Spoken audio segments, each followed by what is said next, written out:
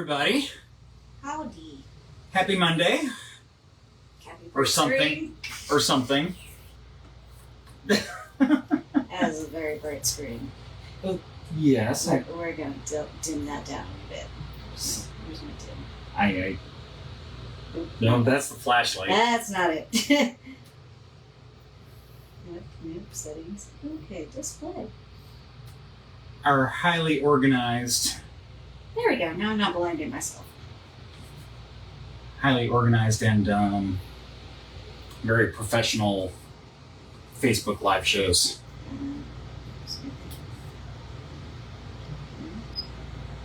You lost it already?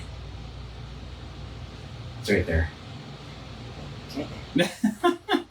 So what happens when I swipe down to get something else? It goes away. We're on a roll tonight. And fireworks have started. That fireworks? That was definitely a firework. Okay. Well, that was definitely a firework. Yeah, and yes, Memorial Day. So thank you for everybody that has served, Yes. and particularly those that have made that ultimate sacrifice. Mm-hmm. So thank you, because otherwise, well, we won't be able to do a lot of things, including sit here and be able to share spooky stories with Once you. upon a time called Decoration Day, started down in Blanford Cemetery. Blanford, yep. So, just south of here. And hello, Whitney. Hello. Hope you are doing well. I haven't talked to you in a little while, it feels like. We actually need, which reminds me, we need to pop back over to the Branch Museum. We haven't been there in a little while. So, but yes. So anyways, what we are here to talk about tonight. Oh yeah, fireworks. Yep, cats are not happy. Yeah, but... It's like, what's that? My train of thought is completely... Derailed now? Derailed, yes. Okay. Alaska. Yeah, we're going to go to Alaska again, because Alaska, we just got back from there. Yes.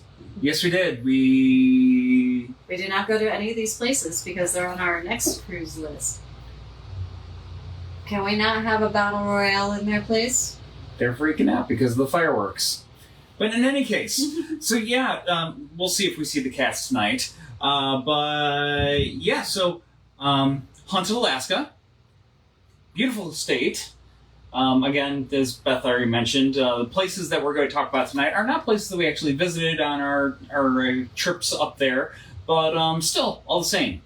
Well, we've talked about a lot of places that we haven't actually visited yet. So, but yeah, we got some good spooky stories from across Alaska for you tonight.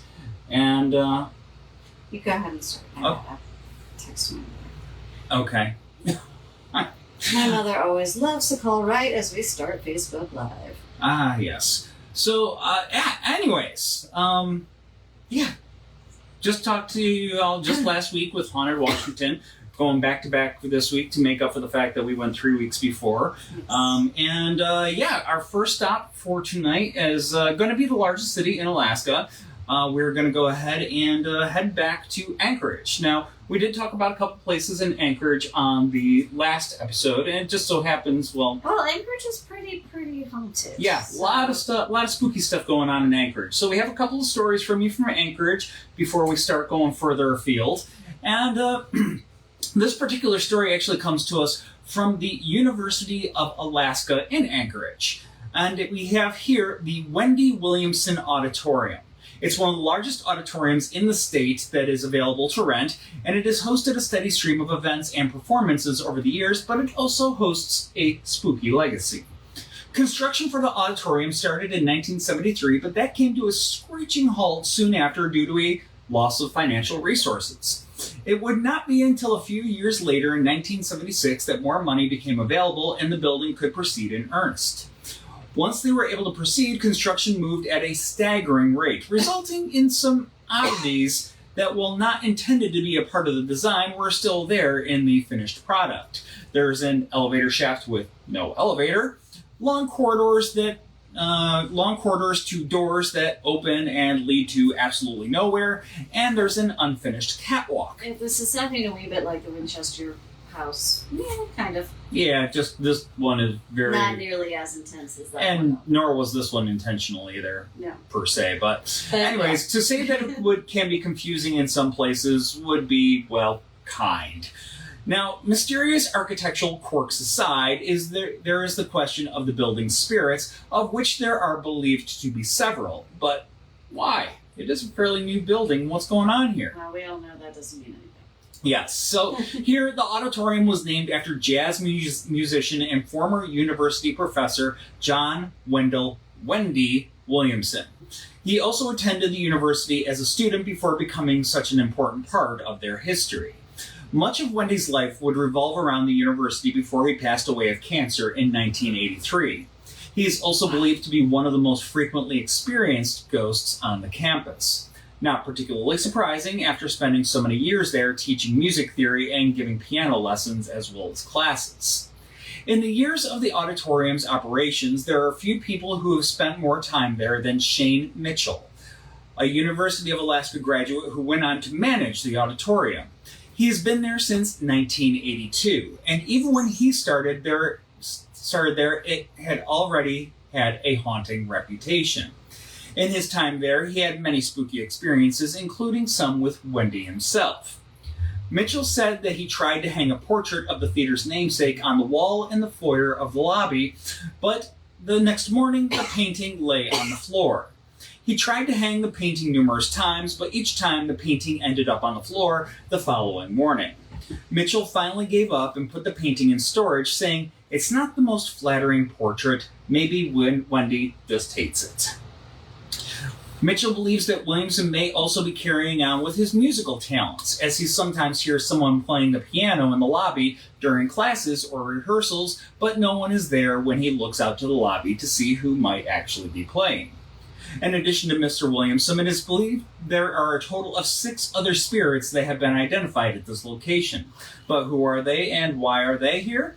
The most common explanation is the idea that maybe the spirits just like the energy of the auditorium. There have been no deaths recorded on the site, including in the time before the auditorium was even built. So it makes sense that these spirits have chosen to be here or are drawn here for reasons that are only known to themselves. Mitchell said that during rehearsals for a production of The Monkey's Paw, he was backstage and opened the coffin to be used as a prop in the play. When he lifted the lid, several other props for the show flew off a table and slammed against the wall 10 feet away. After performing The Monkey's Paw before an audience of 350 school-aged children, the play's director opened a question and answer session for the young audience. One boy raised his hand and asked, "At the end of the play, how did you make the lady in the white dress float above your heads?" When the director asked the child what he meant, his teacher explained that he wanted to know how the special effect worked. The director quickly asked for the next question because there was no special effect. At one time, an FBI profiler and self-proclaimed psychic toured the auditorium and later sent a document detailing the energy and presences she believed were inhabiting the building. She said she sensed 5 beings, one of which was a little girl who died in an automobile accident on Lake Otis Parkway. There was the teenage boy, a young woman, and 2 men, one kindly and one less than pleasant. Mitchell doesn't doubt the psychic's assessment, as the various spirits get into all kinds of mischief. Ghostly footsteps have been heard in the hallways, objects move on their own, and stage lights have exploded without explanation. If you are a female brunette, you may have to watch your step in the lobby, as there is an aggressive spirit who likes to target brown-haired beauties by pushing them down the stairs. Very rude. Extremely. I might be safe on this one. Yes. Women in the restroom may need to be a little extra vigilant, as they have sometimes had stall doors slammed shut on them and get stuck, leaving the ladies to struggle to get out. Also very rude. Mm-hmm. Mitchell says that if you come to the theater looking for an experience, you will likely be out of luck. The activity here doesn't like to happen on demand. Rather, the spirits seem to wait for you to have your guard down before taking you by surprise. The one thing that is for sure is that visitors to the Wendy Williams Auditorium have been taking in shows for years, both on stage and behind the scenes when the spirits decide to put on their own kind of production. So. Yeah, I'd go for a show at the Wendy Auditorium. Yeah. Just gotta get to Anchorage and see what's showing and all that good stuff. Yeah. Yeah.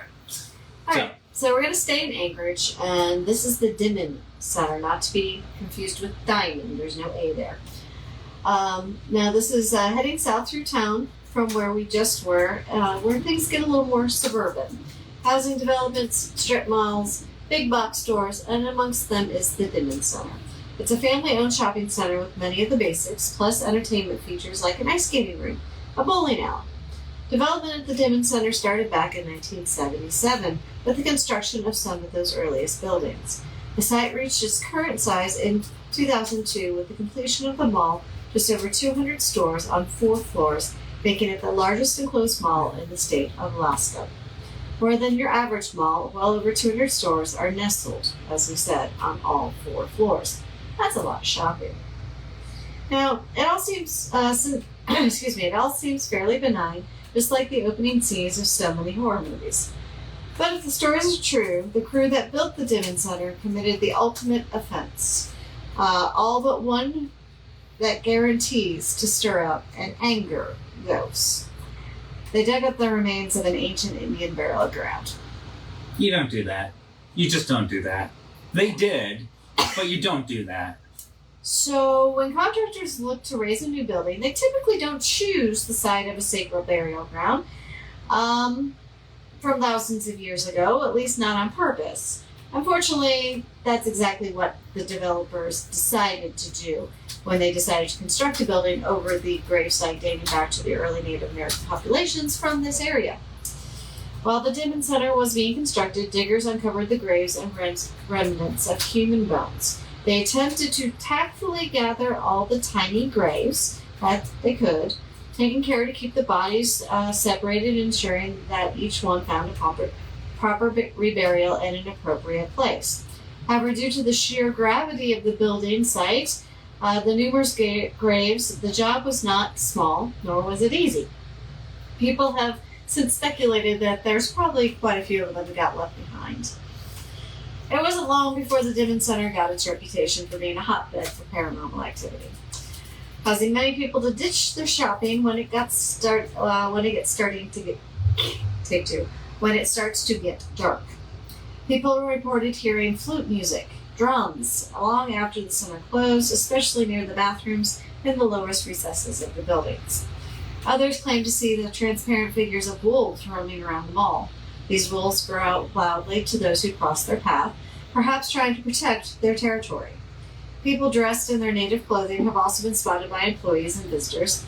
The people of Anchorage have been sharing their experiences at the Dimond Center with one another for years, with many such reports of spectral apparitions and unexplained malfunctions. While many of the malfunctions might be chalked up to accidents, unexplained nature of some of these incidents have left people thinking there might be something darker at play. One of the worst incidences was in May of 1991, when a refrigerant leak in the ice skating rink. A 24-year-old manager of the ice skating rink actually died from asphyxiation while trying to stop the leak in the compressor room. 2 maintenance workers and 2 health club patrons who were swimming in the pool were also affected and had to be resuscitated by emergency workers. 6 were hospitalized and 33 were injured. There was an investigation, but there was never an answer as to why or how there was a refrigerant leak. With the cause never explained, the operations at Dimond Center continued. For the people of Anchorage, the Dimond Center still stands as a source of leisure, entertainment, and commerce, but they also know that these luxuries are going to come with a legacy that can never be shaken, and arguably never should be shaken. What we got? Oh. Beverly, from carrying over from last week, trying to convince her son to share his experiences, but he's a little hesitant, and that's okay. That's understandable. That's understandable. I mean, some of the stories I came across on the blogs, woo! Yeah, certainly no need to push the issue. It's, well, we love to hear stories. Not everybody's comfortable sharing them, and that's okay. I can attest to some of those stories. They're a bit nerve-wracking. And I only, pulled 3 of them from the blogs that the soldiers post. It was, oof. Yeah. Spelling. Just general typos. Spacing, all that good stuff. But yes, so Next story, we are going to go ahead. We are going to depart Anchorage. Not going too far, though. Only 30 minutes away. Short 30-minute drive outside of Anchorage, heading to the northeast. This brings us to the native village of Eklutna. Eklutna. Eklutna. There Yes, you go. Eklutna. Have This- fun with this one. yeah. Huh? Have fun with this one. I think I'll manage. This community represents an intermingling of Athabascan and Russian ceremonial tradition in one peaceful location with rich links to the spirit world. Eklutna was the home of the Desolate tribe for centuries. In 1830, Russian Orthodox missionaries joined the community and constructed the St. Nicholas Church. In the church's cemetery plot, visitors see a curious sight. Traditional Orthodox crosses placed at the heads of graves and Athabascan spirit houses. These colorful houses are about the size of a doll's house and are set over the fresh mound of dirt from a recent burial. The Athabascan rites go as follows. After someone has died, a blanket is laid over the gravesite to soothe the newly dead on his passage to the afterlife. After 40 days have passed, the spirit house, painted in colors that represent the family of the deceased, is placed on top of the blanket as a home for the soul and a labor of love. Each house is unique, and some even feature ornate architectural flourishes. As a nod to the inevitable passage of time, houses are not touched up after being erected. The beauty of the site is accompanied by eerie encounters, with many visitors feeling a strong presence and witnessing unexplained phenomena that are attributed to the resting spirits. Legends say that despite the variations in religions, the spirits here exist in harmony. Apparitions of people from all walks of life have been reported to sing, laugh, and dance together. Footsteps have been heard, as well as strange lantern-type lights moving across the grounds. Regardless of whether you see spirits or not, a visit to Eklutna provides a unique look at the complex woven heritage that helps to shape modern Alaska. Yeah, seeing pictures of this, they look really cool. Mm-hmm. Yeah, so be worth Fun cultural stop. Yep, and it's a really, really tiny community. Yeah. I mean, I don't even think there was 100 people living there. No, it's when a I tiny looked. community. Yeah, but yeah, just one of those little spots back there in the yeah. And you often forget that it really was, before we got Alaska, it was a merge of Russian and native tribes mixing. Yep, which we will get into that a little more. We got another story. But yeah, and Patrick, you point out that, there's certainly some dark history there with the interactions between the Russians and later the Americans and the native people. That's the case anytime you have people moving into land that's pretty much already occupied. You see that all across the continental lower 48, and yes, And other countries. some of that happened in Alaska, in other countries. Happened in Hawaii, it's happened in Alaska, and fortunately, this one particular story that we just had there, it's one that pretty much everybody more or less got along there. But you could say that that's definitely the exception to the rule, if you will. Yeah. So, yeah. All right, so we're going to move to Seward, which is another very popular cruise destination as a start point or an end point. It's 2 hours south of Anchorage by car. It's a charming deepwater port, and it's, as I said, a booming destination for people that are coming to go on those cruise ships. But it does, of course, get sleepier during the winter months. The small town life in Seward is pretty laid back, but this one abandoned building truly has a riveting history. It's called the Jesse Lee Home. The ghost stories that have come out of here are considered chilling by many, but the locals refer to this sweet spot as a beloved part of their cherished history in their small town. Established in 1926, the Jesse Lee Home for Children is the second of 3 child welfare institutions in Alaska to bear the same name. The first was established Unalaska in the Altoona Islands in 1890, and it was a home that was moved to Seward in 1926. Following the damage to the home in the 1964 earthquake, the Jesse Lee Home was relocated to its current location in Anchorage in 1965. Now, the first Jesse Lee Home started with Agnes Soul, a territorial teacher assigned to work in Alaska. Shortly after her arrival, she took several orphans into her home. Several more children were brought to her, and she began to seek aid for construction of an orphanage. Though through correspondence with her father, a Methodist bishop in Maine, she organized funding for a 2-building orphanage. Bishop Sewell recommended that the name Jessie Lee to honor a pioneering circuit rider Methodist preacher of the colonial northeastern United States. Miss Sewell and Dr. Newell ran the combination orphanage, school clinic, and welfare post for most of the time that the Jessie Lee home was called Unalaska home. In the late teens and early 20s, several factors led to the closing of this home. The pandemic Spanish influenza wiped out an entire Alaskan naval coastal villages during 1918 and 1919. The Alaska facility was overflowing, the home was old and in serious need of repair.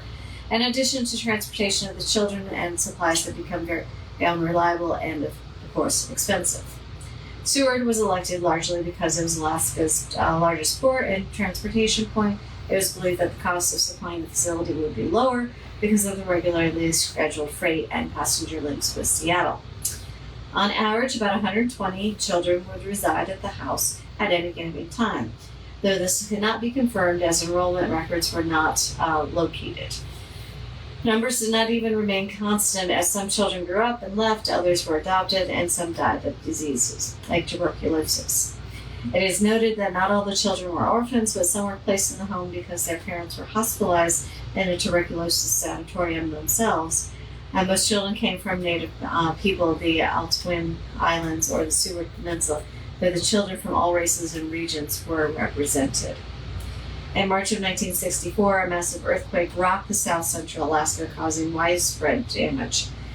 Good Hall, the largest Jessie Lee building, was heavily damaged and later condemned and demolished. The Methodist Church decided to close the Seward facility and reopen the new home in Anchorage.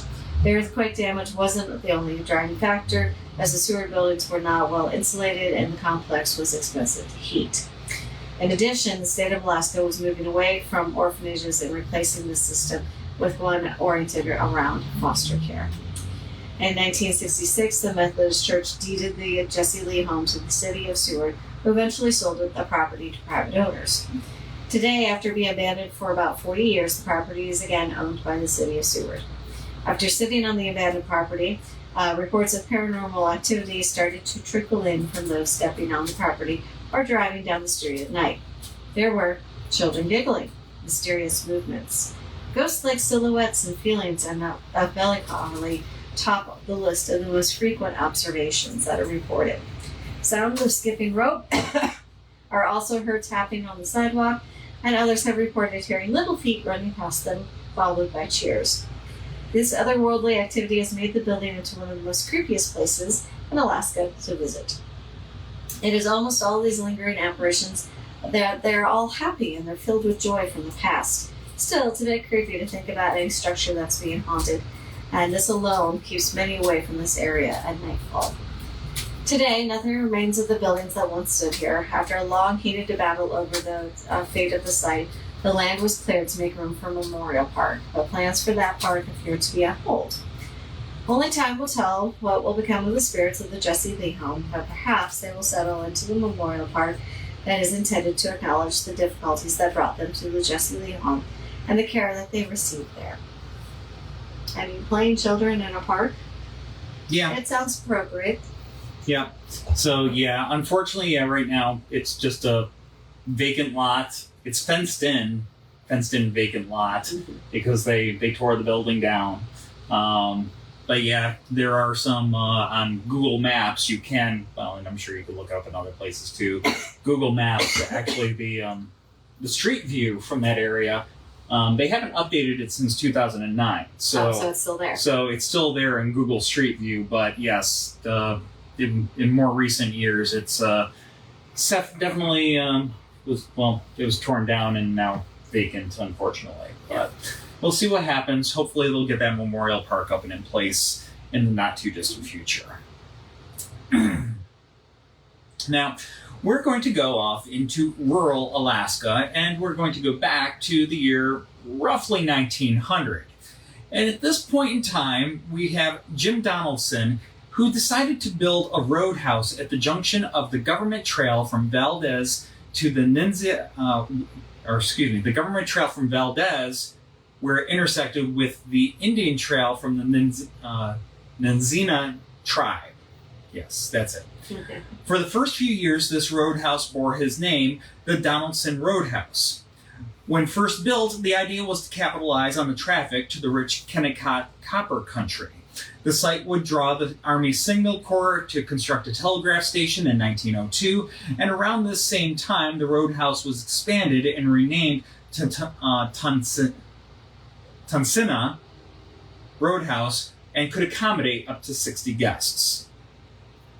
Historian and author Kenneth L. Marsh shared a few early travelers' comments in his book about the early days of the Richardson Highway called The Trail.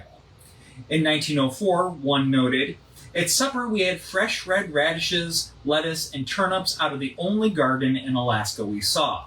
They were fine." 2 years later, another traveler reported, "The one bright spot beyond the Copper River Valley was the night we spent at the Tonsina Roadhouse. We had bunks with blankets on them, we had good meals, and everything, except the travelers, was clean." A 1931 travelogue brochure included an interesting entry for what was by then known as the Tonsina Lodge. "Here you may be assured of an excellent meal or night's lodging, and should you have the time, good trout fishing is found in the stream by the roadside." A more recent commentary about the Tonsina Lodge reveals a wide variety in how it was perceived. A Wikipedia entry makes it sound fine, noting the utilitarian nature of the place. This roadhouse alongside the Richardson Highway consists of a bar, restaurant, gas station, convenience and liquor store, laundromat, and showers. There's also a camping area, RV park, and motel. A main attraction of the roadhouse is the historic hotel. The Tonsina River Lodge is a rambling, shambling, gravel-covered spread with weather-beaten buildings. The historic hotel is an orange 3-story army barracks with red tin roof. It was once a brothel. The lodge is at the end of an airplane runway. The lodge sits in the foothills of several towering snow-capped mountain ranges next to a stream. So, yeah, it's something. Some decent scenery. Suits the purpose, but nothing off the charts. Nothing fancy. But recent reviews of travel sites consistently give the Tonsina River Lodge 4 and 5 stars. They consistently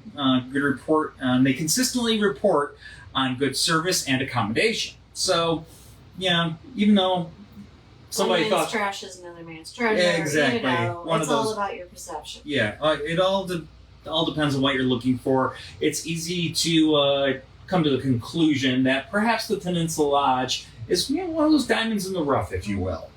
But anyways, now one such spirit that lingers on there, named Charlie, probably does see the brighter side of things for the lodge. Charlie spends most of his time lingering around room 18, according to staff and visitors. Although no one knows Charlie's story for sure, there are a few theories. The first version of the story speculates that Charlie was possibly wanted for murder in Canada, and when the authorities found him... He resisted arrest and was shot by the police. Version number 2 has Charlie hanging himself in this room after being turned down by a loved one. Okay. The third version, and our personal favorite by far, has Charlie on his own during the Depression in Seattle as a child. He worked when he could, but work was hard to come by. One day, Charlie was down by the docks watching an officer supervise the loading of a cargo onto a ship. Charlie was able to talk his way onto the ship and earn a wage as the cabin boy. When the ship got to Valdez, Charlie decided to stay in Alaska. Eventually, he made his way to Tonsina and got a job at the Roadhouse. He absolutely loved it. Everyone was nice to him, he was at peace for the first time in his life, and many years later, when he died alone in room 18, he was buried on a hill behind the Roadhouse. While Charlie's exact cause of death is a mystery, he is generally acknowledged as a playful ghost who brings a sense of peace and gentleness to the lodge. People believe that it's Charlie that they hear talking when there's no one else around, and his presence is comforting to those who sense him. So if you're someone who has is a little interested in maybe staying at a haunted hotel, but maybe a little on edge, maybe worried about getting in over your head, it's possible that this could be a good place for you to dip your toes in. Charlie seems really chill. Makes himself known, but not really going to do anything to truly terrify you. So go ahead, check in with Charlie at the Tonsina River Lodge, and you never know. Maybe you'll go ahead and you'll have a nice spooky outing. So our next stop takes us deeper into copper mining country. Of course, Alaska only became a state in 1959, meaning that the ghosts of the territorial area are still fresh and can be found across a vast landscape. Abandoned Russian settlements, deserted prospecting sites, and the wreckage of daring expeditions are tucked away on the islands and the mountain passes from one end of the state to the other. The Kennecott Mines is one of these sites. It's perched on a mountainside that is haunting and beautiful near McCarthy. Now, an old railroad that serviced the Kennecott mines in the Valdez and Chittenden mining districts is said to have been haunted, to this day, over 7 decades after the final load was hauled. Spirits plague the repeat attempts by government officials to redevelop this area. Kennecott ore was mined from deep inside the Wrangell Mountains and then carried across a 3-mile tramway before it was conveyed 4,000 feet down the mountainside to the mining town of Kennecott. From there, the ore met up with the Copper River and Northwestern Railroad. The old railroad is abandoned, 200-mile stretch of track from the Kennecott Glacier south to Cordova on the Prince William Sound. Copper was hauled there and shipped south to smelters in Tacoma, Washington. The road, built by Kennecott Copper Corporation between 1907 and 1911, spanned a massive glacier. Yes, we are talking a massive ice glacier. The tracks had to be moved continually as the glacier shifted and settled. The railroad went on to bridge canyons and to cling to rock walls above swirling Copper River. During construction, thousands of workers were required to dig through snow and avalanche. Others went to work to blast away ahead through miles of rock. Many were reported to have died during construction of this railroad. The rail line cost $20 million to build at the time. Adjusted for inflation, we're talking $450 million today. Probably well over that by now, actually. Yep. But the investment eventually produced some 4 million tons of copper ore, while the track became a very profitable investment during construction. Railroad workers and miners swore the acronym for the CR and NW stood for can't run and never will. There was a little cynicism. Widespread persistent stories of hauntings along the old track have been reported from the region. It is well documented that the railroad created thousands of jobs. There was a 30-year boom nearby in McCarthy, the town adjacent to Kennecott, which offered colorful diversions for the miners. Colorful diversions. Think the color, thinking red lights. Red light district. Red lights, yes. And Colorful. gambling. Colorful. Widespread but how many lives were lost on the railroad during the construction and the mining boom, and eventually the bust? Practically overnight, the once bustling communities surrounding Kennecott mines turned to ghost towns. McCarthy almost died out, but hung on thanks to a hardy few who continued to work other area gold mines. Eventually, the National Park Service showed up for establishment of the Wrangell St. Elias National Park, establishing the Kennecott mines as a historic landmark. The area draws people in once again, this time as a tourist attraction rather than a mining community. Entering along the McCarthy Road, which took over the old railroad grade, travelers take in amazing views, find silvering reminders of yesteryear, including tombstones just off the dirt path that parallels the old railroad path. The thing is, on the way back from their adventures, these wayfarers constantly report that the grave markers are gone, vanished into the cool mountain air. Poof. Really kind of weird. Back in the late 1980s, the state of Alaska is said to have begun developing a government housing tract out along the trail that once marked the CR and NW. But during construction, workers so regularly encountered a phantom vision and disembodied voices along the old copper railroad that keeping work up became impossible. Eventually, things got worse. Construction workers, having seen the tombstones and heard the wails of the long-dead miners, started to lose their tools right out of their tool belts, out of their boxes. It was enough to frighten off even the boldest and the bravest public servant, whose whole project was said to have been canceled because of all this. Getting up. Hey, buddy. Hi. It's a Mr. Vincent. It is. You can barely see him, but a void has graced us with his presence. Mm-hmm. Okay. So, anyways, yes, this activity was enough to frighten off even the boldest and bravest public servant, and the whole project is said to have been canceled.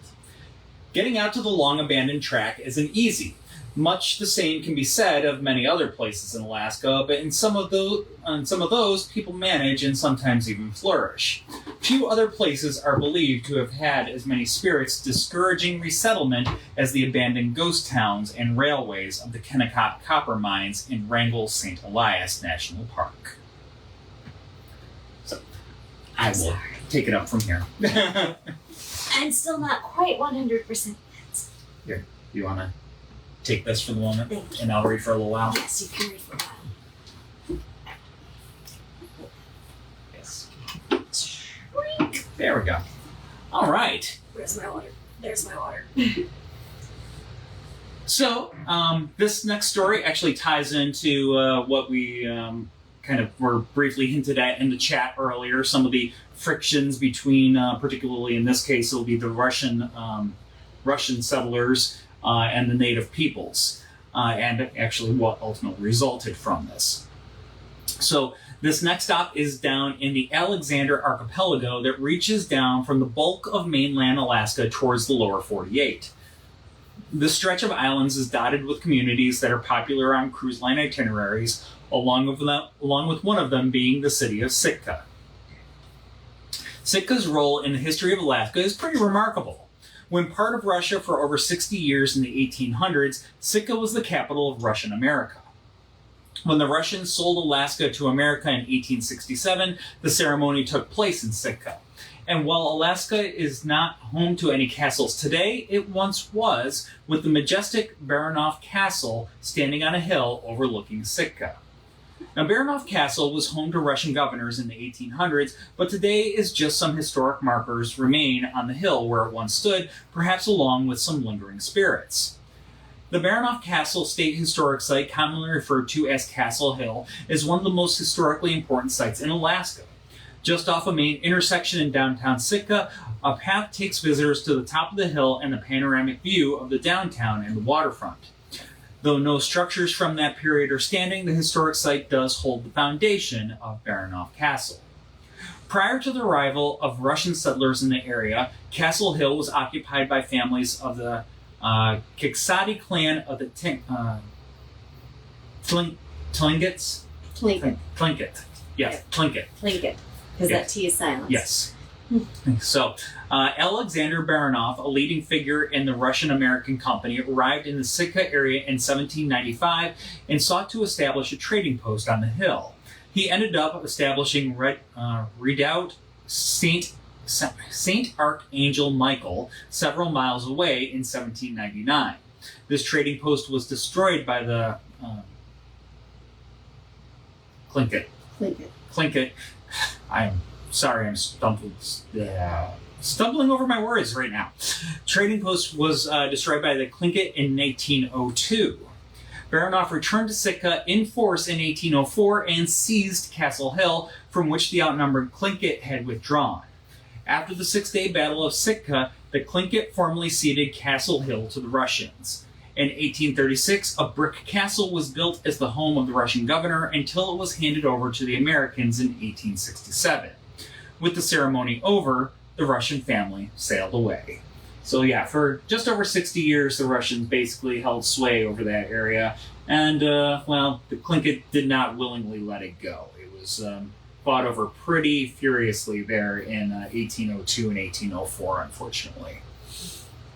Now, The castle, unfortunately, was destroyed in a fire in 1891, but the site remains a local attraction and National Historic Site.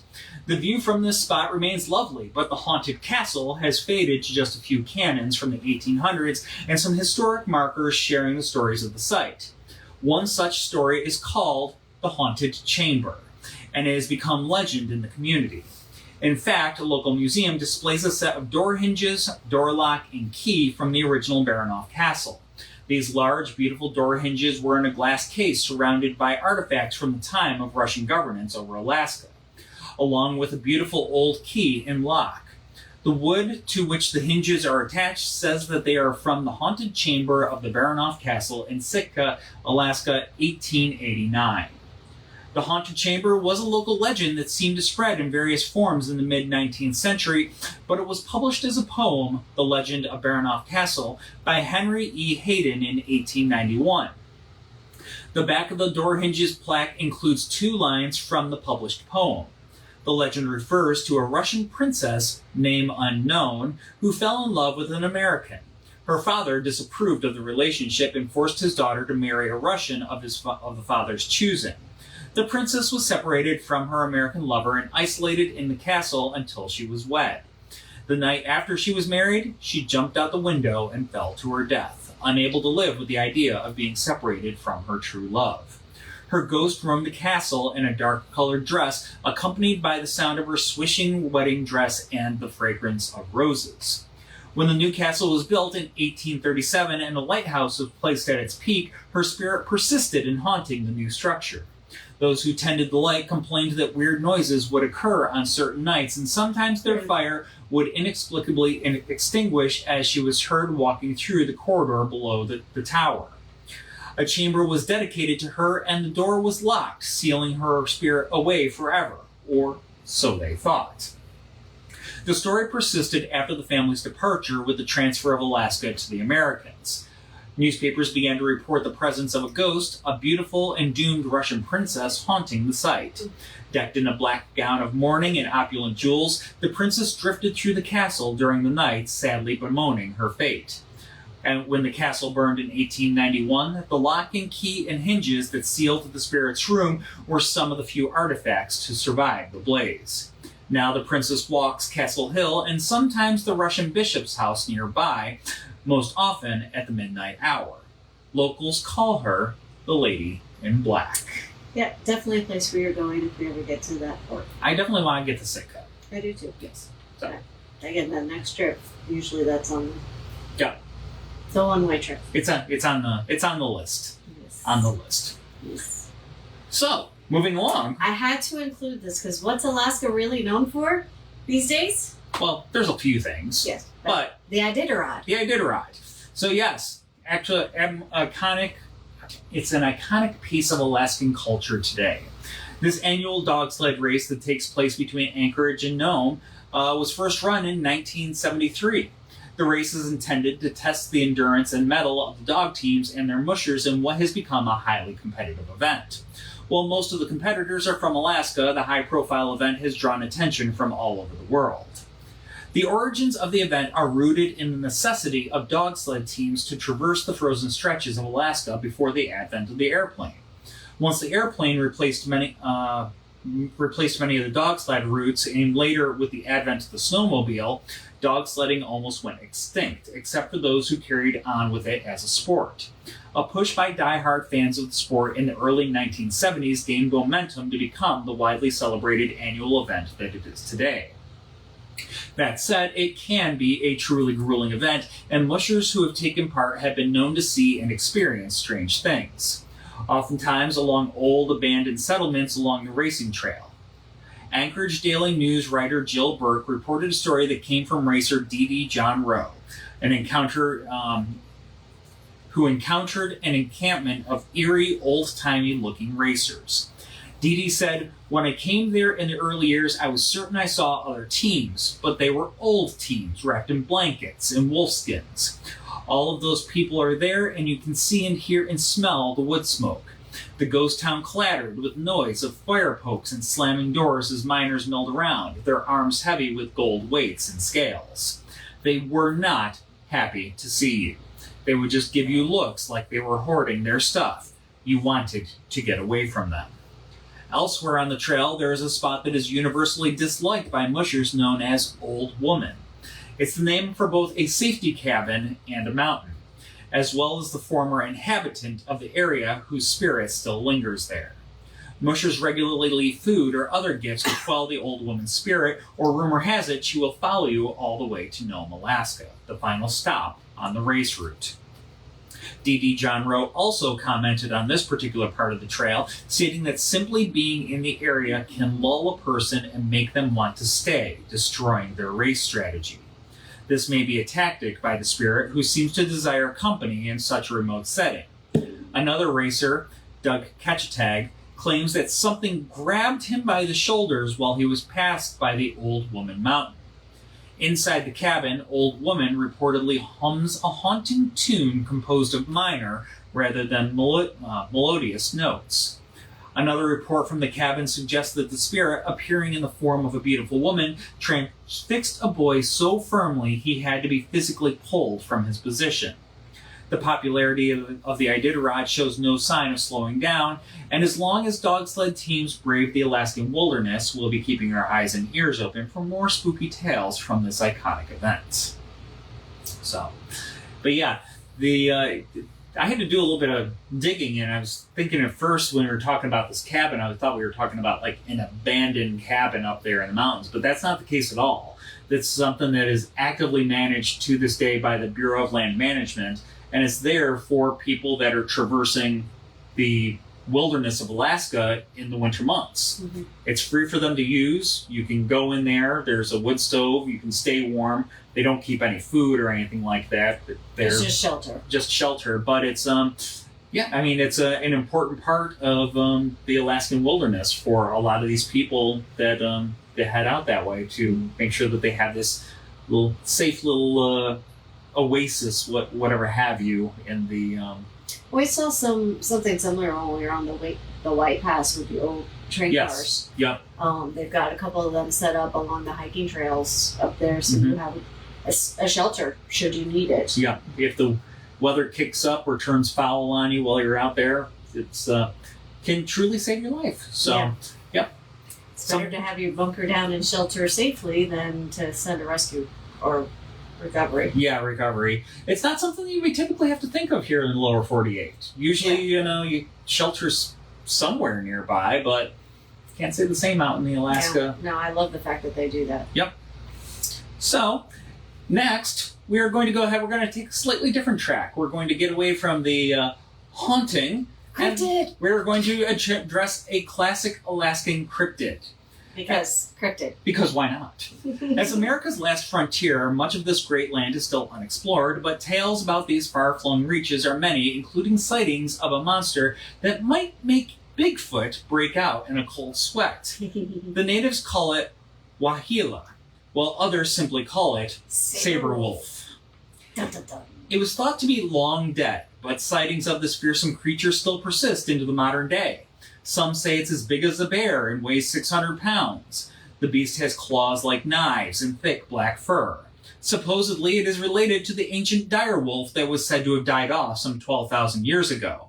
But even then, the direwolf only grew to be maybe 150, 200 pounds, so the sabrewulf would be an extra large cousin even to that storied beast. The sabrewulf was originally a legend of a place called Nahini Valley, the Valley of the Headless Men. This location in Canada got its name from the numerous accounts of headless corpses found in the area. That was unsettling. Okay. It needed a chew toy. Yeah. Throughout that time, a large furry wolf creature was spotted in the area. Locals said the creature would claim its victims by tearing the head from its body. Many years later, the beast seemingly vanished, but this came with sightings of a similar monster elsewhere, in the northern wastes of Alaska, bringing us this harrowing tale. The snow was heavy and thick on the north wind as the mechanic was sent out to service a station in the barren lands of Alaska. The blizzard was no trouble. The company vehicles were suited for it, but they weren't built to handle monsters. The snow turned the world into turned the world around the man gray. Nothing was visible. The truck was no longer on a road, but a snow-covered path leading across the flat ground to the electric station. The man pulled to the side of the road to wait out the storm. Not long after, the man could spot a dark gray figure on all fours about 30 feet in front of the truck. He thought nothing of it, as he was in the middle of the wilderness and there was bound to be animals lurking. He laid across the truck's bench seat and tried to nap to pass the time. The wind howled harsh against the side of the big truck, rocking the machine side to side. Then the truck shook a little too hard as the roof made a crumpling sound. The man sat up instantly to see the roof had been indented. The snow and wind raged, so he decided he'd best not leave the vehicle to see the cause at that moment. Seconds later, he was thankful he didn't exit the vehicle, as a large black wolf-like creature lurched from the roof of the truck to in front of the vehicle. It had large muscular hind legs and a bushy black-haired tail. The creature turned to look back, and the headlights shone a bright green glint across its eyes. The wolf gave a menacing snarl and bared its huge, sharp fangs. Then the monster sprinted into the storm and quickly disappeared in the snow, leaving the man thinking he wouldn't leave the truck cab for anything until the storm passed, for fear that thing could be anywhere in the storm watching, waiting for him with its 4-inch fangs ready to sink into his throat. The fangs of an ancient creature, the Sabrewulf. Sabrewulf. So Patrick hasn't said he wants to pet it yet. Okay, No, I was just checking. This is not one you want to pet. No. This is one you best leave be. Do not Yes. pet the fluffy Sabrewulf. Yes. Safe to watch from a distance. Yes. Watch from a distance. All right, so we have covered triangles before. The one in Bermuda, obviously. There was the one in Massachusetts. Yep. Guess what? Alaska has a triangle. It's So- a big one. Because it's Alaska. Everything is big in Alaska. So, It covers 3 different areas. Yeah. thousands have gone missing in this triangle, in the Alaska Triangle, in the past 50 years alone, including a U.S. House representative and a House Majority Leader never to be heard of again. Experts and eyewitnesses have spent decades attempting to unlock the mystery of the Alaska Triangle, a remote area rife with reports of alien abductions, Bigfoot sightings, paranormal phenomena, and vanishing airplanes. Perhaps the vanishing part should come as no surprise, as Alaska hosts 17 of the U.S.'s 20 highest peaks, over half of the nation's federally designated wilderness, and an estimated 100,000 glaciers. It's here that 16,000 people have also vanished without a trace. The Alaskan Triangle, an area between Barrow, Anchorage, and Juneau, is comprised of a vast boreal forests, barren tundra, and icy peaks. In the past 4 decades, people have gone missing from the region at a rate of about 4 from every 1,000 individuals, 2 times the national average. Hundreds of coordinated search and rescue missions take place every year to find missing residents, hikers, tourists, and airplane passengers, often to no avail. The expanse has a long history of enigmatic losses. In 1950, one of the nation's largest disappearances of military aircraft and personnel occurred in the region. A C-54 Skymaster carrying an 8-man crew and 36 passengers left Anchorage at 1 p.m. on January 26th. The airliner made a routine radio check-in 2 hours later as it flew over a small town in Yukon. It was the last communication anyone ever received from the flight. A search effort was mounted incorporating U.S. and Canadian planes, aided by thousands of volunteers on foot, but nothing was ever found of the C-54. Then, in 1972, Congressman and U.S. House Majority Leader Hale Bogg disappeared in his private aircraft without a trace in the Triangle. The plane, a Cessna 310, lost contact amidst a storm somewhere between Anchorage and Juneau. U.S. House of Representatives Majority Leader Hale Bogg, Representative Nick Begich, and their aide, Russell Brown, and their pilot, Don Johns, disappearance led to one of the largest manhunts in Alaska's history, lasting 39 days and involving 400 aircraft and 12 U.S. Coast Guard vessels. But no trace of the missing congressmen or their plane was ever found, not even any wreckage that could have been associated with their Cessna, and to this day, their true fate remains a mystery. In 1986, a 1986 report made to the Federal Aviation Administration from a Japanese cargo flight provides the basis for one extraterrestrial theory. Allegedly, Japan Airlines Flight 1628 encountered 3 unidentified aerial phenomena above the expanse. The pilot reportedly thought the craft were military and paid them no mind. Moments later, he realized that the objects were keeping pace and moving erratically around his own jet. Over the next 50 minutes, the strange aircraft shadowed Flight 1628's every move while emitting bursts of blinding lights. The statements made by the crew were verified by civilian and military radar, and the FAA report went on to garner national attention. Another theory postulates that the triangle is home to massive swirling energy vortexes. Electric readings have indeed found higher intensity of magnetic irregularities in Alaska, and search teams have reported compass malfunctions up to 30 degrees off. Volunteers often recount experiencing mysterious symptoms while searching the area, including disorientation and audio hallucinations. The native Tlingit and Tsimshian people have their own explanation for the disappearances. The Kshtaka is a shape-shifting cryptid that stalks Alaska's wilderness looking for human prey. While often compared to the mythology of Bigfoot, the Kshtaka seems to operate in a much more sinister manner. According to lore, the otter-like creatures disguise themselves as a trusted relative or friend and appear to those who are lost or injured. They lead their victims deeper into the wild, ultimately tearing them apart or turning them into another Kshtaka. The legend is especially popular in southeastern Alaska.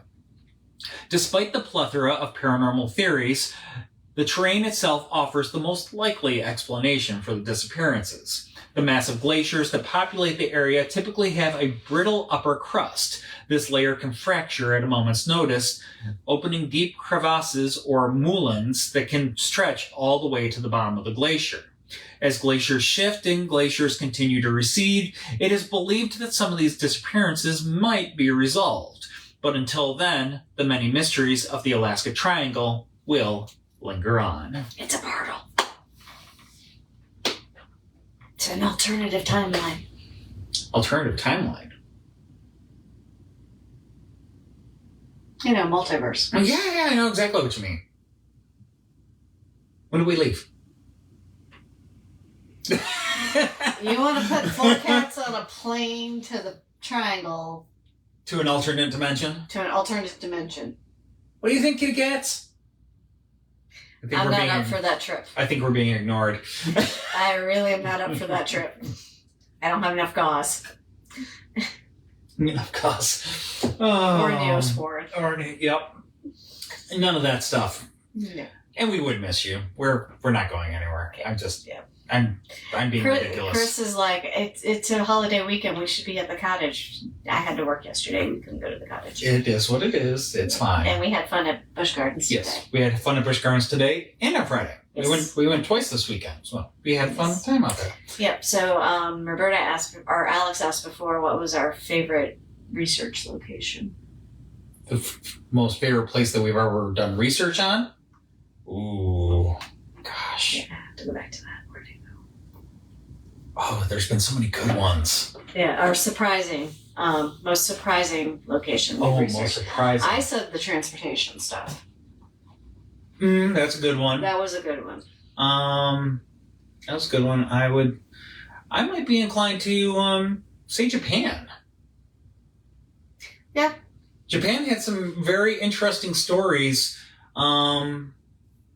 Yeah. I think that was a bit of a surprising one for me, just some of the different tales that came out of there. Yeah.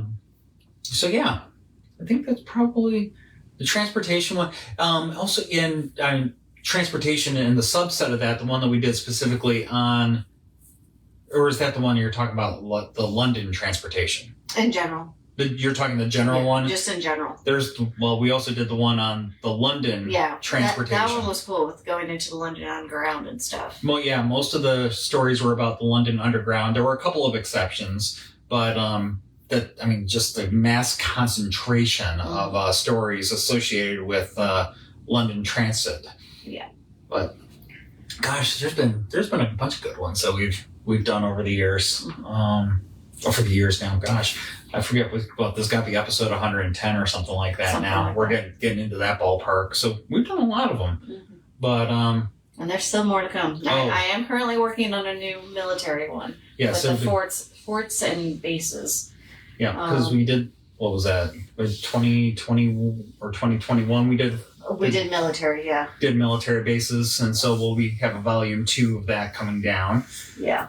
I'm already over 17,000 words, and I've only hit 3 of them. So there's going to be a lot of when Beth says 17,000 words, for reference, our average hour-long episode is about 6,800 to 7,000. Yeah, 6,800 to 7,000 words. So she's basically got over 2 episodes worth of stuff in there to be. And as I said, I've only hit 3 locations, so there's some condensing that needs to be done. Yeah.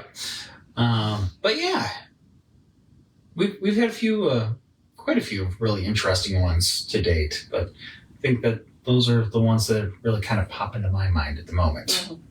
Mm-hmm. Yeah. Any other questions? I'm not wearing my glasses. Shame on me. I can't see. I gotta go back down. The Rise of the Cats. The end of the world as we know, and the Rise of the Cats. Yep. If we take them on to an alternate dimension. Our job jar at the cottage is almost full. Sounds good. We're looking forward to being up there, Mom. Yep. Please, put us to work. Yep. We have a whole box of work clothes that we can work our way through. Yep. So it'll be here before we know it. I don't know if we have an episode scheduled while we're there. I think we do.